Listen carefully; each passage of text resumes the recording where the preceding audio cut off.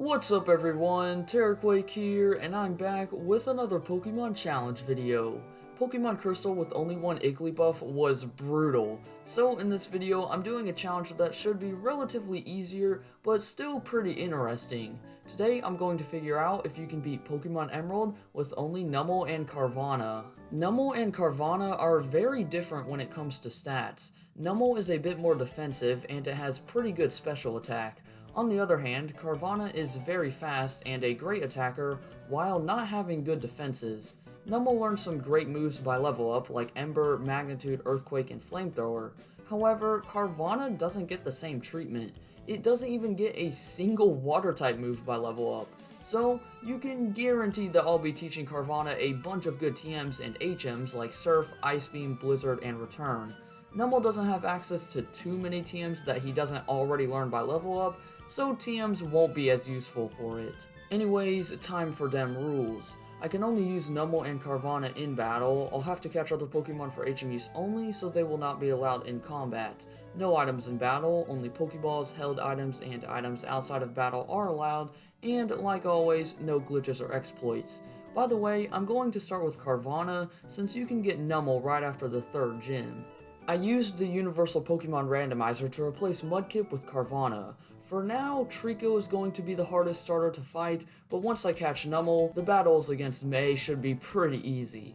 Anyways, I demolished the puny little Zigzagoon in one hit, and then I nicknamed Carvanha Mini Jaws. The first battle against May wasn't hard at all, as I flinched Trico with my first bite, so another one killed it. After watching the noob of all noobs catch a Pokemon, it was time for Roxanne. Bite does some good damage to her Geodudes, but Rock Tomb just hits me way too hard. I still managed to take down Geodude with another bite, but I didn't have enough health left for Roxanne's other two Pokemon. If this doesn't show how bad Carvanha's defenses are, then I don't know what will. Finally, at level 18, I made it to Nosepass with full health, and I got insanely lucky with Bite as I flinched her 3 times in a row. However, Roxanne spammed Potion, so Nosepass was able to get off a Rock Tomb before I finally took her down. This battle would have been 10 times easier if Carvanha could just learn a stupid water type move. After saving the one and only legend Pico, May challenged me to a battle, but both a Wingull and a Trico went down in a single hit. After delivering the letter to Steven, I tried to battle Brawly, but it wasn't even close. I didn't even make it past Machop. The best move I can use is Bite, which is not very effective, and Karate Chop does over half of my health. However, in Pokemon Emerald, as long as you've delivered the letter, you can go straight to Slateport City. This is actually really nice since I can get a lot of experience.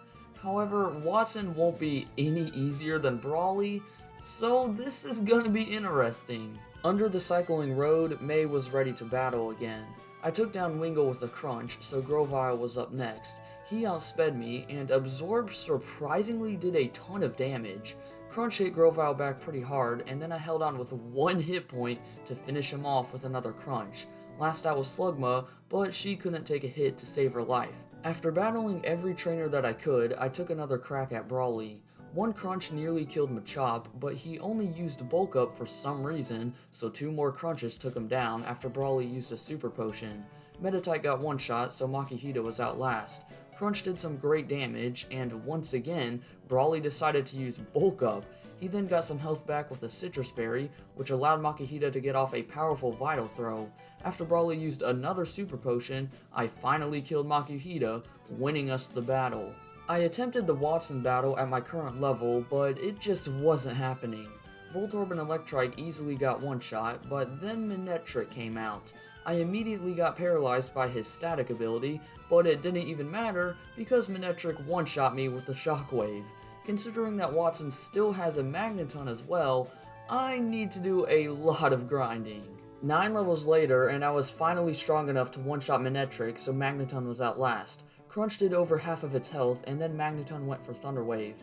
However, I put a Cherry Berry on Carvanha, so I won the battle with another Crunch. North of Mauville, I caught a Numel. I'm just happy that Numel will actually be able to take a few hits and still dish out some good damage herself. This also covers both of Carvanha's weaknesses. By the way, I nicknamed Numel Hump Day. I don't know why, it just reminds me of a camel.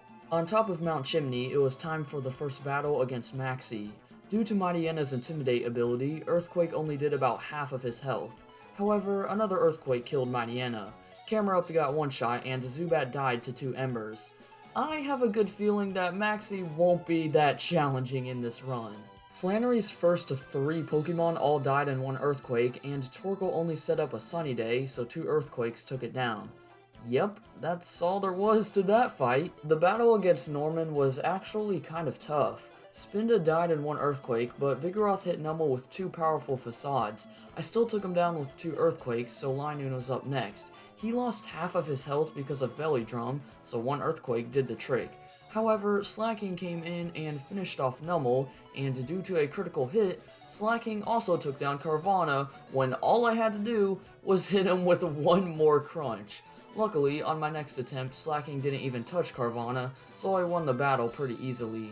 May was a clean one-shot sweep, so let's move on to Winona. Swablu died in 1 Flamethrower, so Pelipper was up next. 1 crunch from Mini-Jaws nearly killed her, but then Pelipper confused me, and Winona used a Hyper Potion. I then proceeded to hit myself, to the point where Carvanha almost died before Pelipper finally went down.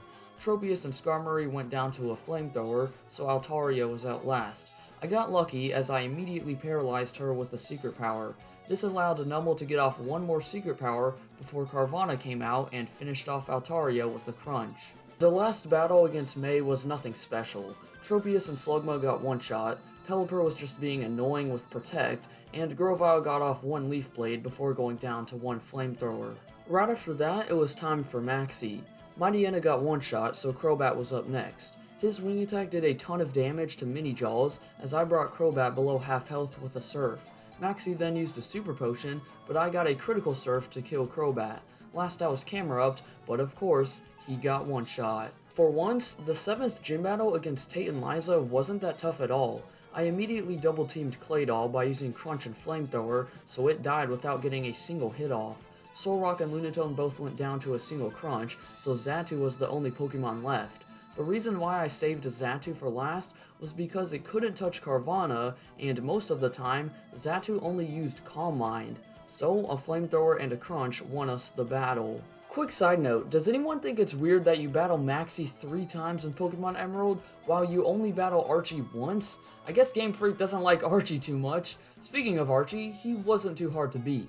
Mightyena went down to a Surf, so Crobat was up next. He confused me as I hit him with a Surf. Maxie then used a Super Potion, but I got through confusion to kill Crobat.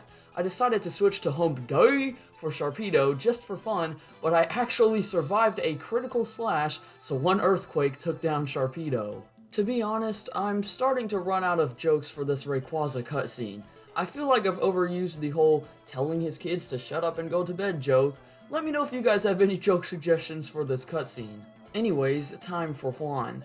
Lovedisc got 1 shot, and Whiscash went down to a Crunch and a Takedown. Celio died to 2 Crunches, but not before he hit me with a decently strong Aurora Beam. Crawdaunt took a Crunch pretty well, and then he hit me with a Crab Hammer. However, I went for Surf on my next turn to take him down. Last out was Kingdra, and I got extremely unlucky. I got off a Crunch, but then he used a Double Team. I then missed Crunch 2 times in a row, only because of 1 Double Team. His evasiveness isn't even that high. Oh, and by the way, Kingdra then got a critical Water Pulse to kill me. And of course, my next Pokemon was Numel, so we all know that I didn't win. Multiple tries later, I just got a critical hit with Crunch to one-shot Kingdra. I should have won on the first attempt, but instead, I had to spend almost 10 more minutes attempting this stupid battle. In Victory Road, Wally came back for revenge. Altaria went down in 2 Crunches, but not before getting off an Aerial Ace. And after that, I completely mopped the floor with his team. At this point, I just feel bad for Wally, since I crush his dreams every challenge run. After getting both Numel and Carvanha to level 65, here's my stats and moves. I know I'm not gonna win on this attempt, but I just want to see where I stand. I think I can get past Sydney and Phoebe, but Glacia is probably where I'll get walled. First up was Sydney, the Dark-type master. Mightyena and Cacturne both went down in 1 hit, so Crawdaunt was up next. I hit him with a surf for a good amount of damage, but Crawdaunt hit me back with about the same amount of damage. Another surf killed him though, and after that, Shiftry and Absol got one shot after Numel hit himself a couple of times. As you guys probably saw coming, Phoebe, the Ghost type master, was very easy. Both of her Dusclops and Bannettes got one shot by a crunch, and Sableye only put damage on Hump Day just because I missed a flamethrower. The third Elite Four member was Glacia, the Ice type master. Her first Celio only made it hail, so 2 crunches killed it. Her second Celio almost died to a critical hit, but then she hit me back with a powerful Blizzard, which also froze me. That's so freaking unlucky. Anyways, Numel came in and took down Celio with 2 Earthquakes. However, I was nowhere near strong enough to kill Walrein, so I lost. Just as I expected, this is where I get walled. So here's the problem. I'm at the point where I am very pressed for time since I'm traveling for Thanksgiving. So the best strategy I could come up with was to use Double Team. I know it's cheap, but if I'm going to get this video up in time, it's the only way. Anyways, after setting up 6 double teams with Carvanha, I was just barely able to kill Glacia's last 3 Pokemon, as Numel had to come in and finish off her second Glalie. The last Elite Four member was Drake, the Dragon-type master. Shogun wasted his time using Protect before I took it down with 1 Ice Beam. Altaria also died in 1 hit, but Kingdra was where things got tricky. I sent out Numel just to see if I could get a hit off, but I couldn't. Crunch only did about a third of Kingdra's health, and once he set up 1 Dragon Dance, I was doomed as 2 Body Slams killed me. Many attempts later, and Carvanha managed to take a Body Slam and finally kill Kingdra with a Crunch after Drake used a Full Restore. And of course, Drake's last 2 Pokemon are all 4 times weak to Ice, so I easily won the battle. Right now, Wallace is literally unbeatable even if I try to set up double teams. 1 Crunch brings Wailord down to around half health, but even then, his Water Spout hits like a truck. I managed to kill him though, but Ludicolo was up next, and he was able to finish off Carvanha. The problem is, I can't even use Numel in this fight, since 1 Water-type move will kill him. I think it's finally time to do some grinding. Even at level 84, I still had to use the double team strategy. Like I mentioned earlier, I hate to have to spam double team, but I just don't have enough time to grind. The only reason I'm at level 84 is because I found 10 rare candies around the region. I really wanted to get this video up to you guys in time, so this was the only solution that I could resort to. Anyways, I was able to get lucky and take down all of Wallace's Pokemon with only 24 HP remaining. So, with Wallace out of the way, there's still 1 battle left, which is of course against Steven. However, considering that I have no time whatsoever to grind, I'm not going to be able to defeat him, but I'll give it my best shot. Well, here's me trying to beat Steven over and over again. I couldn't even set up double teams since his Skarmory knew Aerial Ace. I always ended up losing to Cradily anyways.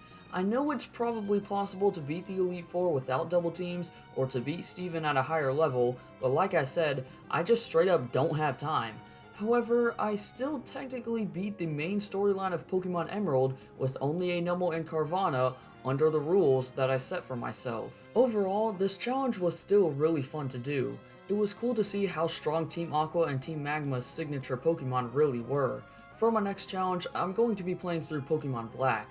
With how my schedule is now, I'm not sure if I can get it done in time, but I'll try to complete it as soon as I can. As always, feel free to leave any other challenge suggestions that you have in the comment section below. And if you want to see more of my challenge runs, then you can check out the playlist that I left a link to in the description. Also, if you want to see more Pokemon content from me, I do a lot of Nuzlocke series and card openings here on the channel. For now though, if you guys did enjoy this video, then be sure to drop a like, subscribe, and hit that bell to see more. And until next time, deuces!